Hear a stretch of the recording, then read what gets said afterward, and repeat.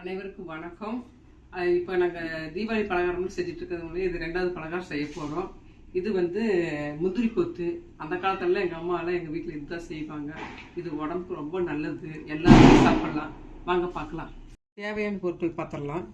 1/4 kilo பச்சை பயிறு, 150 gram நாட்டு சர்க்கரை, ஒரு மூடி தேங்காய், கொஞ்சம் ஒரு 50 கிராம் எள், அதுக்கு கொஞ்சம் ஏலக்காய், கொஞ்சம் சுக்கு பொடி. வாங்க பார்க்கலாம். பச்சைப்பயிறு போட்டு நல்லா பொன்னிறமாக சாப்பிட வறுத்துக்கணும்.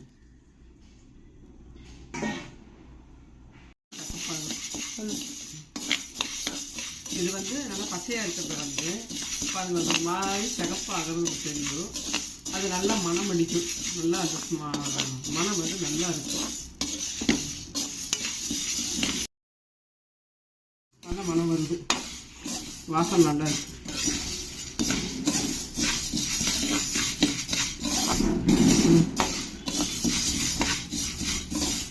சரி பாருங்க, நல்லா ப்ரௌன் கலர் ஆயிடுச்சு.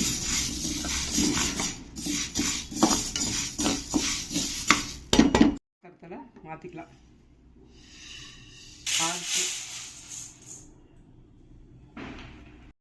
அது ஆறுறதுக்கு சுக்கு, ஏலக்காய், எள் எல்லாம் வறுத்துக்கலாம் பொடி பண்ணுறதுக்கு. இதுலேயே போட்டுக்கலாமா?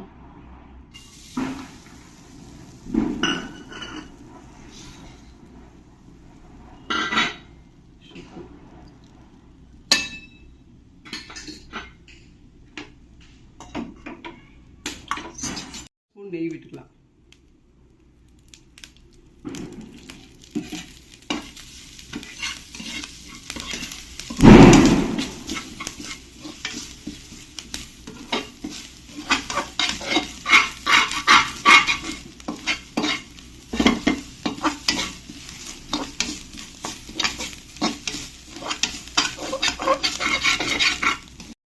முதல் தேங்காய் போட்டோன்னு ஒட்டும். அப்புறம் கொஞ்சம் ஒரு ஸ்பூன் நெய் விட்டு அப்புறம் அது வறுபட அப்படியே பாருங்க எப்படி ஒட்டாமல் வருது. அது மாதிரி நீங்கள் ஆஃப் பண்ணிக்கலாம். அவ்வளோ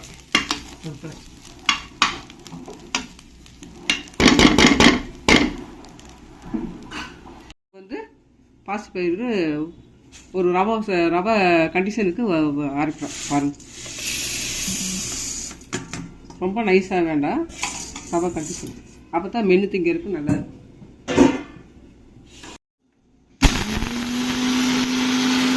பார்த்துக்குங்க, இப்படி தான் அரைக்கணும். இப்படி தான் ஒரு ரவை கண்டிஷனுக்கு இருக்கணும், சாம்பார் ரவை கண்டிஷனுக்கு இருக்கணும்.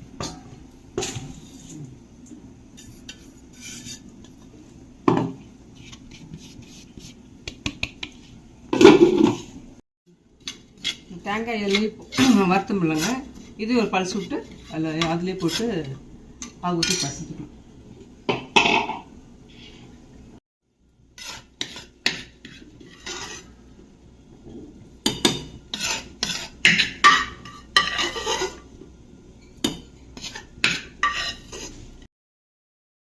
கால் கிலோ பச்சை பயிருக்கு இதுக்கு 150 கிராம் நாட்டு சர்க்கரை போடுறேன்.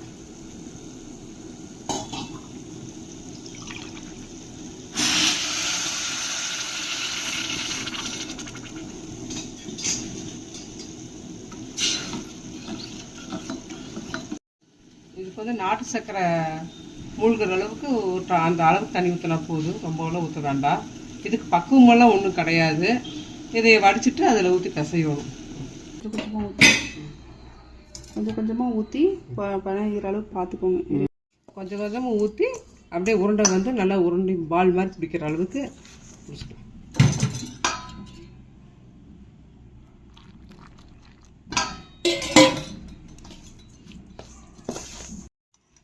பாருங்கள், அந்த பாகு காய்ச்சனமில்ல, அந்த தண்ணி அந்த பாகு காய்ச்சன விதம் எல்லாம் கரெக்டாக இருக்குது. பார்த்துங்க, நல்லா பால் ஆட்டு பிடிக்கிற அளவுக்கு வந்துருச்சு. இதே சைஸ் சின்னதாக இருக்கணும். அப்போ அந்த மாவுளை முக்கி போடுறப்ப சரியாக இருக்கும்.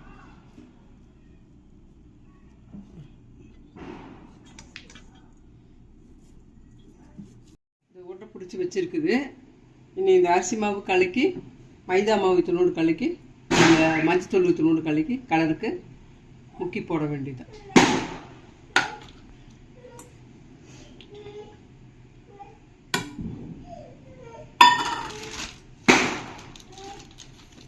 கொஞ்சம் ஒரு சிட்டிகை உப்பு,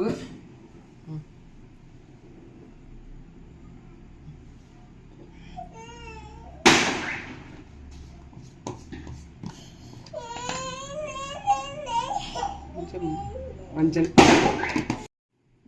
கலக்கலாம் தண்ணி.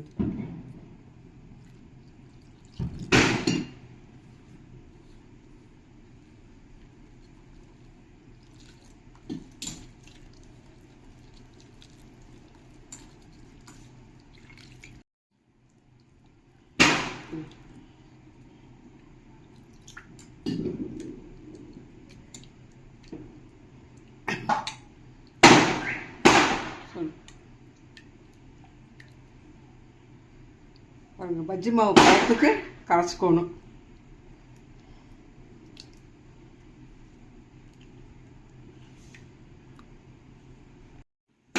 பாருங்க,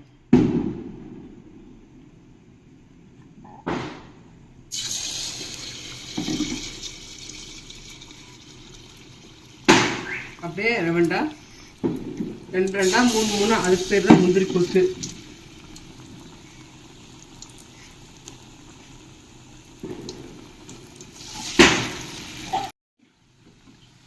பாருங்க, முந்திரி கொத்து கொத்து கொத்தா இருக்குது. இது 1 மாசம் வரைக்கும் நல்லா ஸ்டோர் பண்ணி வச்சு சாப்பிட்டுக்கலாம்.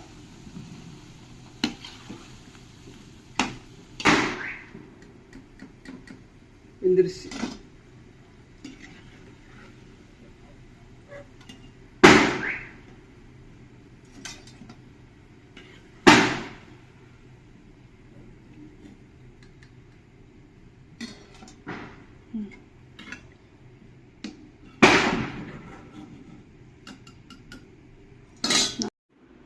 முந்திரி கொத்து ரெடி ஆயாச்சு. பாரு, இந்த ஒன்று பிச்சு சூப்பராக வந்திருக்குதா. 1 மாதம் வரைக்கும் ஸ்டோரேஜ் பண்ணி வச்சு சாப்பிடலாம். டெய்லி குழந்தைகளும் சாப்பிடலாம், பெரியவங்களும் சாப்பிடலாம். நல்லா ஜீரணமாக சுக்கு ஏலக்காய் எல்லாம் போட்டிருக்குதா, அதெல்லாம் நல்லா ஜீரணமாக